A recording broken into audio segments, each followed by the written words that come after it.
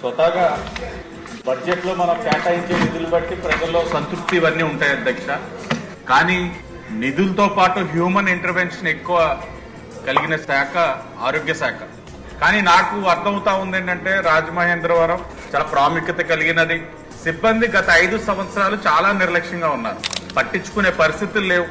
వ్యవస్థ అంతా కూడా అస్తవ్యస్తం అయిపోయింది అధ్యక్ష. దీనికోసమని ఎవ్రీ 15 days హాస్పిటల్కి వెళ్లి వెరిఫై చేస్తా ఉంటే, వాస్తవాలు చూస్తా ఉంటే మనకే చాలా బాధగా ఉంది. గౌరవ మంత్రి గారు ఇప్పటికే ఒకసారి సమీక్ష చేశారు. సమీక్ష చేయడం వల్ల గత 5 సంవత్సరాలు జరిగిన నష్టాన్ని 5 నెలల్లో చాలా మట్టుకు సరి చేయగలిగాం. ఇంకా చేయాల్సిన అవసరం ఉంది. కొన్ని మేజర్ డిపార్ట్మెంట్స్ లో హెడ్ ఆఫ్ డిపార్ట్మెంట్స్ లేని పరిస్థితి. ఫుల్లీ ఎక్విప్మెంట్స్ ఉంటాయి. రాజమహేంద్రవరంలో ఇంత ఇన్ఫ్రాస్ట్రక్చర్ ఉంటుంది, బట్ స్టిల్ ఇంకా కాకినాడకి రెఫర్ చేస్తారు అధ్యక్ష. కారణం ఏంటంటే నిర్లక్ష్యం. 5 సంవత్సరాల అధికార యంత్రాంగం నిర్లక్ష్యం. ఒకటి డాక్టర్స్ కొరత, 2